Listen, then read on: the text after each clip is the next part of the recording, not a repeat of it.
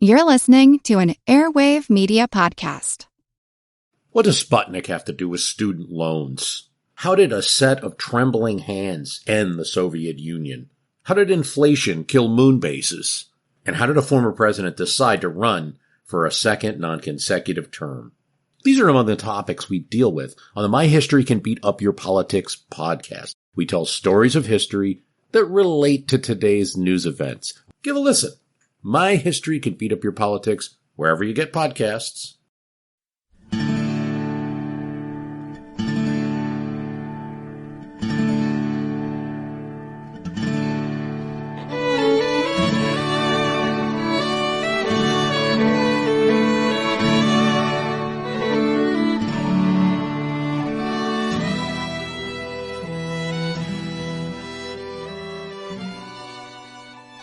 Hey everyone, thanks for downloading the 175th episode of our Civil War podcast. I'm Rich.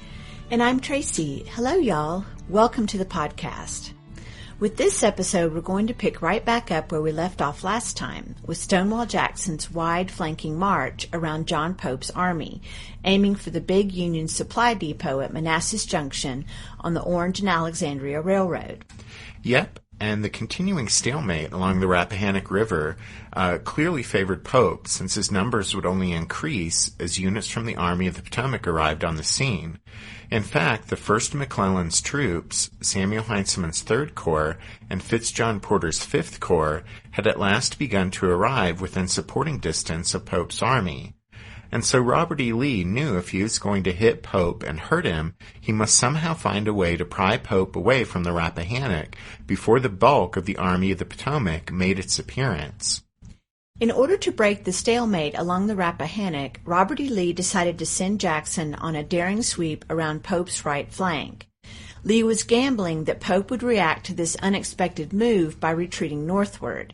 And once Pope abandoned the Rappahannock line, James Longstreet would hasten northward to link up with Jackson, and Lee would watch for an opportunity to strike Pope as the Union commander fell back toward Washington. And Stonewall had successfully crossed the upper Rappahannock and then passed through undefended Thoroughfare Gap in the Bull Run Mountains, and on August 26th he reached Bristow Station on the Orange and Alexandria Railroad in Pope's rear. Up until that point, Pope hadn't exactly reacted as Lee had expected. Pope had been alerted to Jackson's movement, but the Union commander assumed Stonewall was headed for the Shenandoah Valley. In this mistaken belief, Pope had shuffled his forces around in some confused maneuvering, but he hadn't abandoned his line along the Rappahannock. Since Pope hadn't immediately fallen back from the river, Robert E. Lee couldn't implement the second part of his plan, sending Longstreet's wing northward to link up with Stonewall. But if Longstreet couldn't march in a straight line to link up with Stonewall, he could take the long way around. That is, Longstreet could follow in Jackson's footsteps, making that same wide sweeping march, and when he caught up to Stonewall, the two wings of Lee's army would be reunited. Robert E. Lee did send Longstreet to follow Jackson's roundabout line of march. In doing so, Lee, who accompanied Longstreet, knew that speed was crucial, since Stonewall would be isolated and terribly vulnerable while Longstreet's wing was on the move. And if Pope took advantage of the situation by turning and striking at Jackson with superior Federal numbers before Lee and Longstreet came up, then Stonewall would be in big trouble.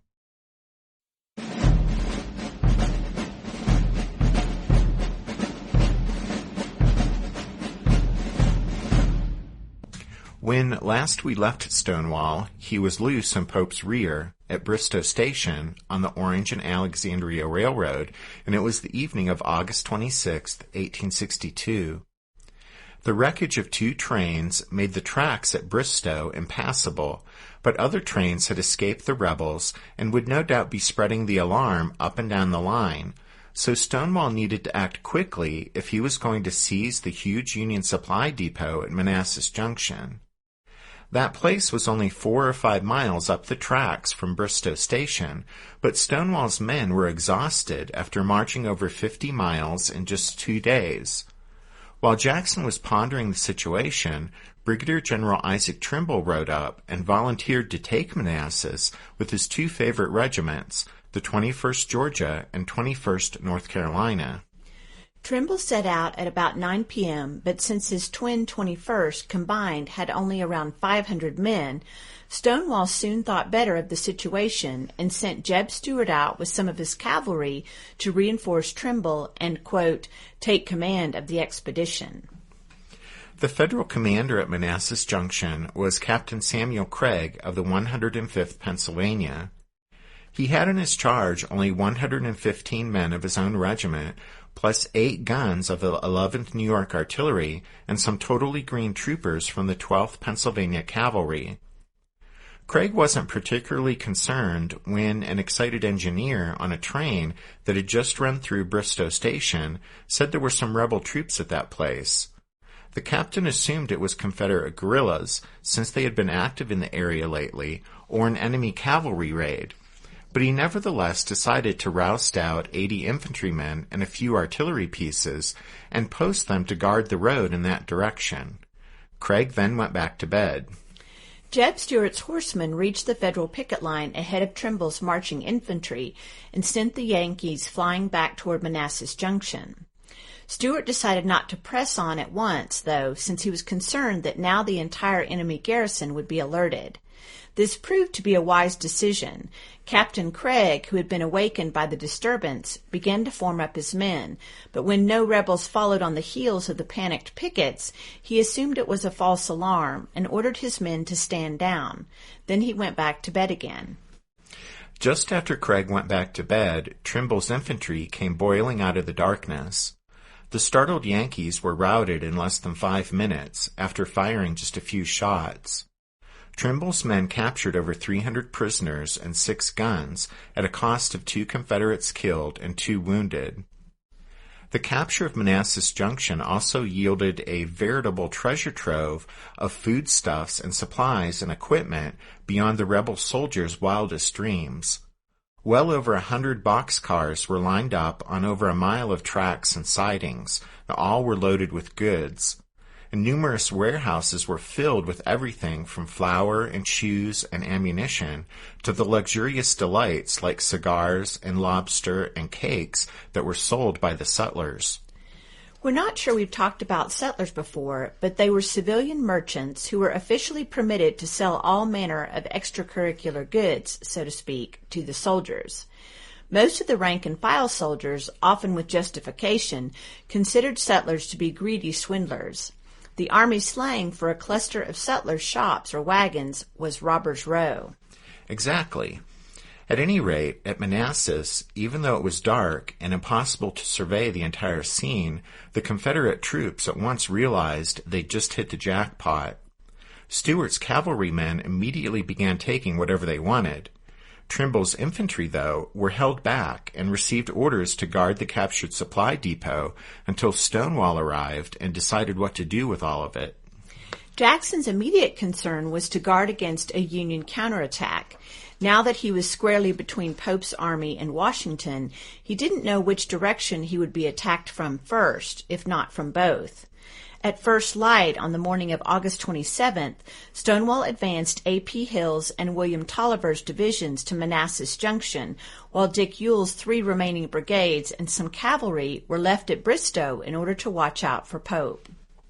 The first new Confederate troops to reach Manassas Junction early on the morning of the 27th were the men of the Stonewall Brigade.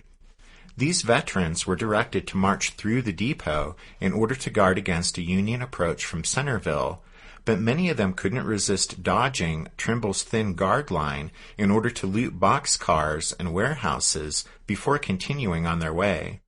The men of A.P. Hill's division did the same thing when they arrived at around 9 o'clock. Stonewall himself was too preoccupied to put a personal watch on all the captured goods. He was up long before dawn and rode to Manassas to give the captured supply depot a quick once-over and survey the general situation. There were no Yankees in sight, but he did hear the booming of some artillery just to the east. It seems that some of the Union artillerymen who had escaped capture the previous night hadn't run far.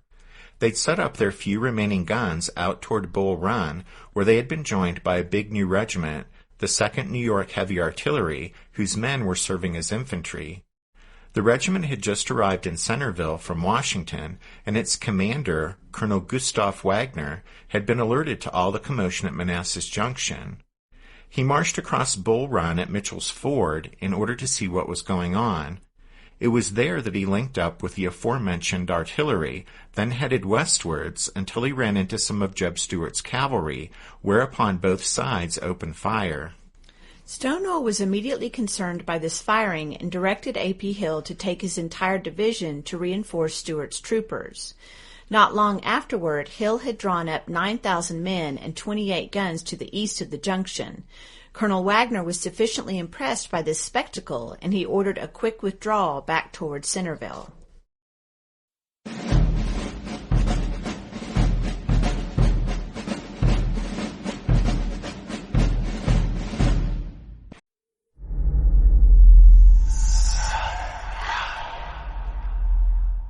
Hey y'all, spooky season is here.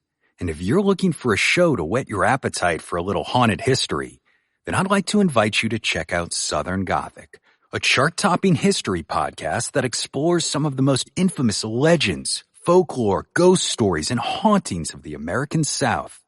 We've covered all sorts of stuff from the Bell Witch of Tennessee to the disappearance of the Confederate submarine, the H.L. Hunley, not to mention our deep dives into the local lore of some of America's oldest and most haunted cities, like New Orleans, Charleston, and St. Augustine. So, if you're ready for a little good old-fashioned Halloween storytelling with a commitment to quality historical research, then be sure to check out Southern Gothic today. It's available now on all your favorite podcast apps. Did archaeologists discover Noah's Ark? Is the rapture coming as soon as the Euphrates River dries up? Does the Bible condemn abortion? Don't you wish you had a trustworthy academic resource to help make sense of all of this?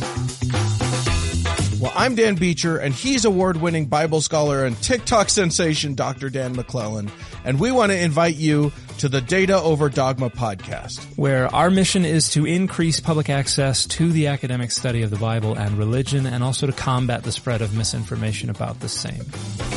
But, in a fun way.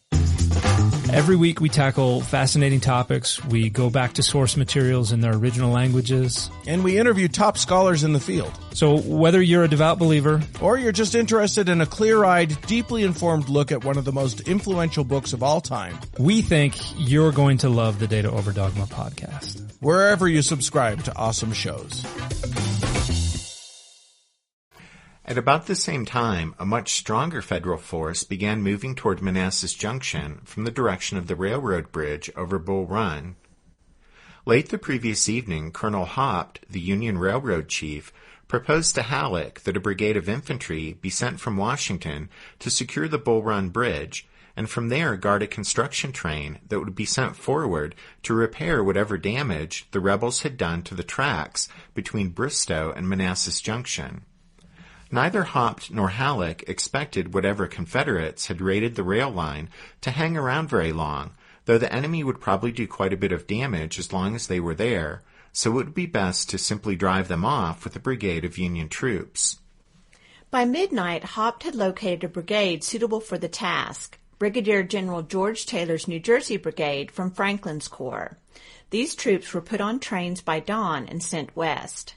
Taylor detrained his men about a mile short of the Bull Run Bridge and then marched them to the bridge itself, but he didn't halt there as ordered.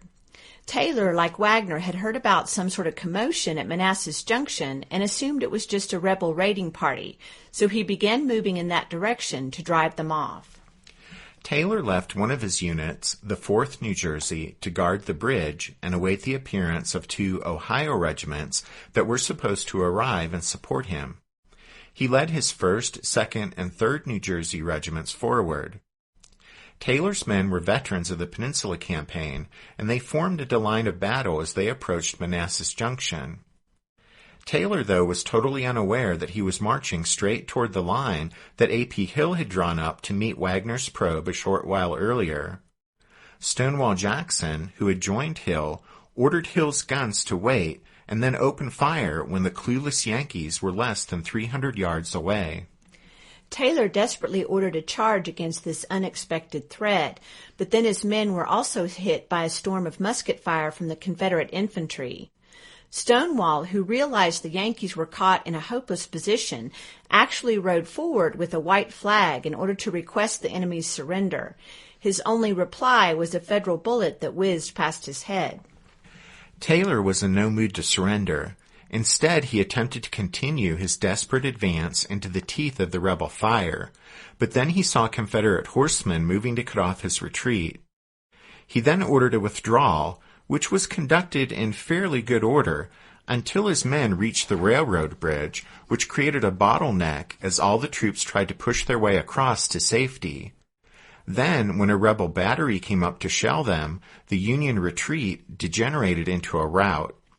About 200 of Taylor's men were captured, Taylor himself fell mortally wounded, and at least 150 other Federals were killed or wounded. Still more would have been lost if the 11th and 12th Ohio regiments hadn't come rushing up to the scene to cover the retreat. A.P. Hill's men then took cover in some rifle pits that had been dug nearby nearly a year earlier, and the two sides fired at one another across the stream for the next several hours. The rout of Taylor's brigade was to have repercussions crucial to the campaign. At the time, McClellan was at Alexandria, across the Potomac from Washington, where many of his troops were disembarking. Little Mac was convinced Taylor's command had been sacrificed because it had been rushed forward alone without cavalry or artillery support. That afternoon, McClellan suggested to Halleck that there was no purpose in pushing the rest of Franklin's corps forward without their supporting cavalry and artillery, especially since the Confederates were obviously present in some strength in Pope's rear, and no one knew Pope's exact position any longer. A short while later, McClellan announced his new policy to, quote, mobilize a couple of corps as soon as possible, but not to advance them until they can have their artillery and cavalry, end quote. Before this, Little Mac had hardly been moving heaven and earth to rush troops to Pope, but the debacle with Taylor's brigade gave him just the excuse he needed to slow down the proceedings even further. As a result of his new policy, McClellan countermanded the orders that Franklin had received to march to join Pope. He also directed Sumner's corps to remain at Alexandria. These orders were critical since they prevented both Franklin and Sumner from arriving in time to help Pope at Second Manassas. McClellan may have been right in choosing not to forward these formations without their supporting arms, but he certainly could have taken a more aggressive stance than to hold back two entire corps near Washington. A move to advance part of the way toward Manassas with some of Franklin's or Sumner's commands might have persuaded Stonewall Jackson to abandon the area, changing the course of the campaign completely. But, as should already be clear, Little Mac had no intention of exerting any initiative or displaying any aggressiveness in order to help his arch-rival, John Pope. As we've already seen, in McClellan's mind, whatever fix Pope was in, he deserved. Henry Halleck, if he would have resolutely wielded the reins of command as General-in-Chief, could have made a real difference in this sad situation and changed the course of the campaign. But Halleck being Halleck, there was really no use in expecting him to act decisively, and so the initiative would remain firmly with Robert E. Lee.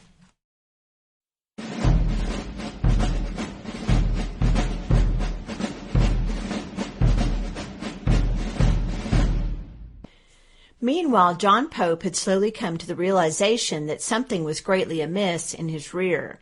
By midnight on August 26th, Pope understood that his right had been turned. He realized that Jackson hadn't taken his command out to the Shenandoah Valley after all. Pope now knew that Stonewall, by hard marching, had instead gotten into the Army of Virginia's rear. To his credit, once Pope realized what was going on, he correctly deduced that Lee's army was probably strung out over several counties, with its head near Manassas, its middle near Thoroughfare Gap, and its tail somewhere near the upper Rappahannock. This being the case, Pope saw an opportunity to trap Stonewall Jackson and destroy that portion of the rebel army. Scenting blood, Pope sent out marching orders on the morning of the 27th that would concentrate his army at Gainesville, just west of Manassas Junction.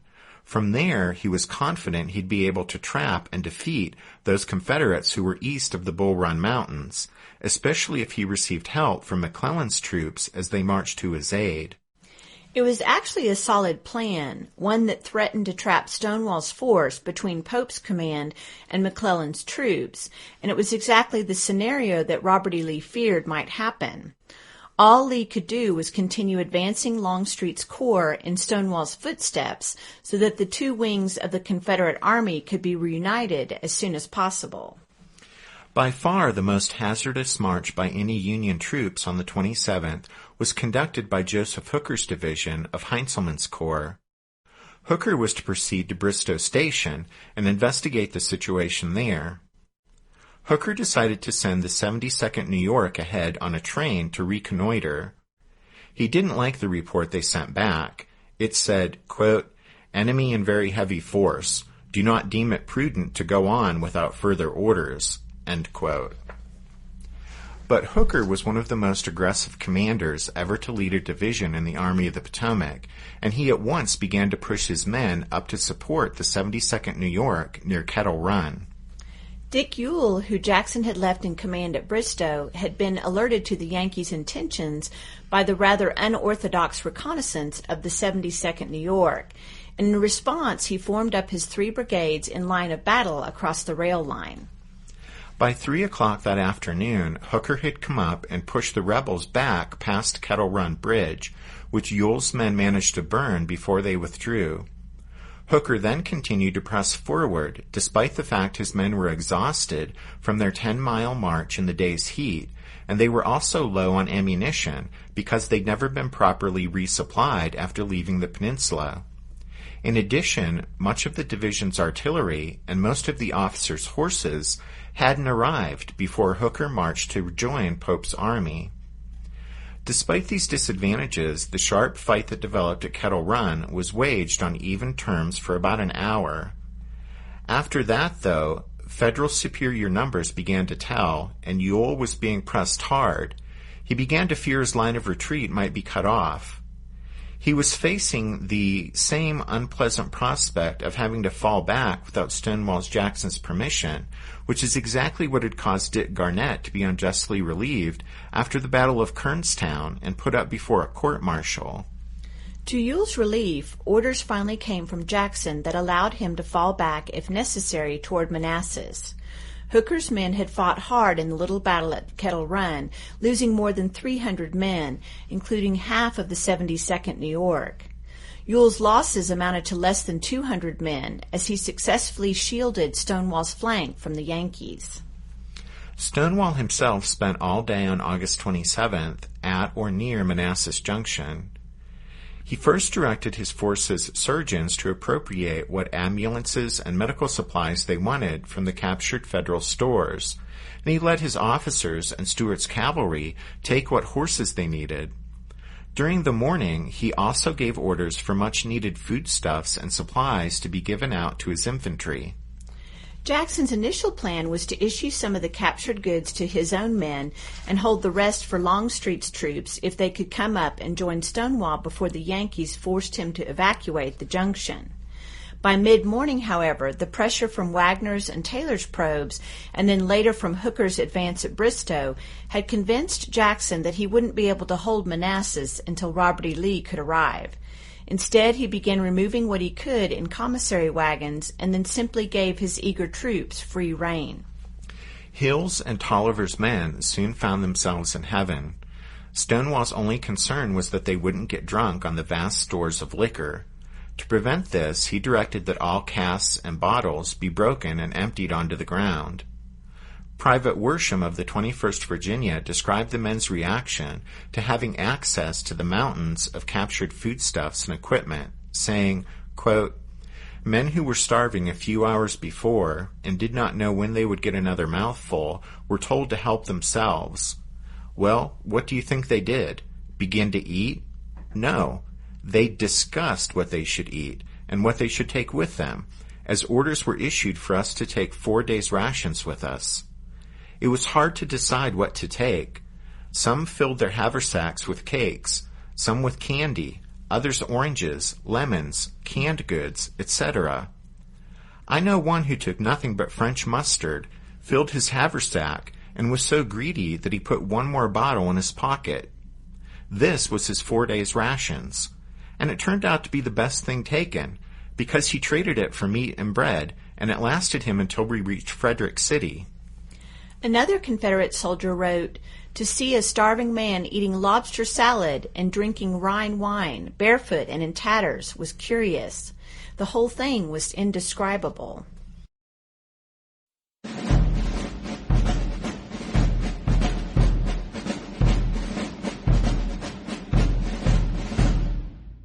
Stonewall Jackson's bold march to Manassas Junction was certainly a fabulous success.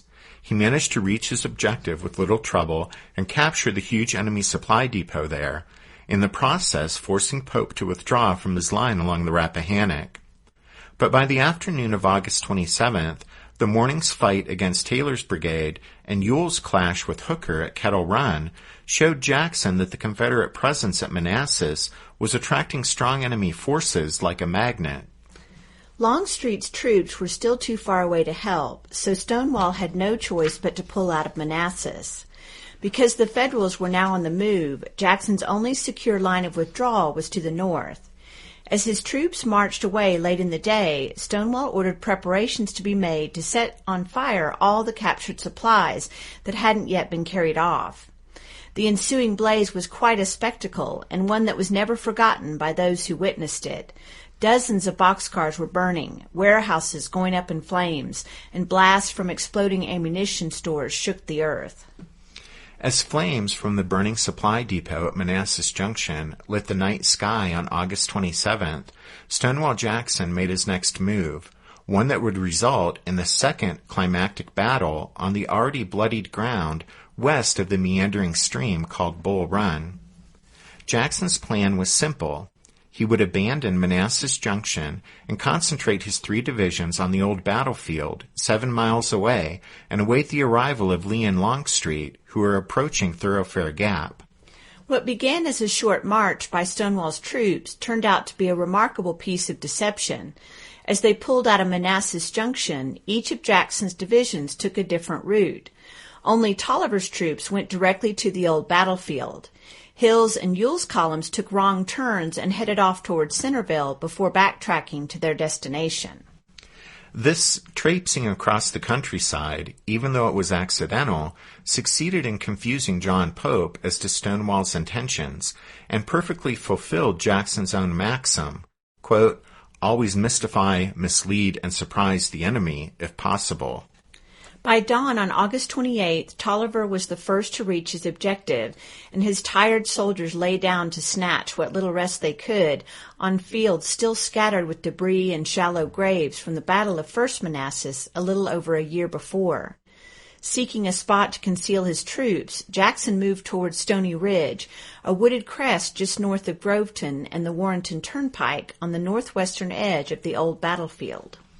It turned out to be an ideal spot to hide his troops and to be in position to lash out at any unwary Yankee column heading for Manassas. The site was made even more formidable by the presence of an unfinished railroad line that furnished some of Jackson's troops with a ready-made defensive breastwork. That same morning, John Pope was still herding the various units under his command toward Gainesville and Manassas Junction, where he was sure he would corner Jackson. Among the forces converging on Manassas was Irvin McDowell's 3rd Corps, which was moving eastward on the Warrenton Turnpike on a route that would take McDowell right past Stonewall Jackson's hidden rebels.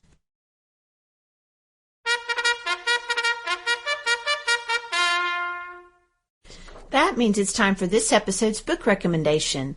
And our recommendation this time is The Political Life of Abraham Lincoln, a Self-Made Man, 1809 to 1849, by Sidney Blumenthal.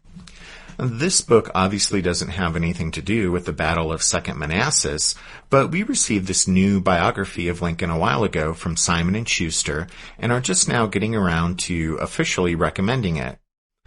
You know, one of the interesting things about Abraham Lincoln is how often his skills as a politician are overlooked or underestimated, and one of the things that this biography does nicely is put Lincoln's early political involvement and career into its historical context. This book takes us up to 1849 in Lincoln's life, and we understand from our contact at Simon & Schuster that Blumenthal's second volume in this story arc will be out this spring, so we're looking forward to that. So that's The Political Life of Abraham Lincoln, a Self-Made Man, 1809 to 1849 by Sidney Blumenthal. Don't forget you can find all of our book recommendations at the podcast website, which is www.civilwarpodcast.org. We have the third and final members episode on the Battle of Secessionville all ready to go and are just trying to find time to sit down and record it, and hopefully that'll happen in the next few days. But we do have a couple of new members of the Strawfoot Brigade to welcome this week, Robert and Scott. Thanks, guys. And then we wanted to let you know that we will have a new show for you next week, but with Christmas being next Sunday, we won't get episode number 176 out until the following day, Monday. So you can look for it on the 26th. Yep. Okay. And thanks for listening to this episode of The Civil War, 1861 to 1865, a history podcast. Tracy and I do hope you'll join us again next time, but until then, take care and have a very Merry Christmas. Merry Christmas, everyone. Thanks. Bye.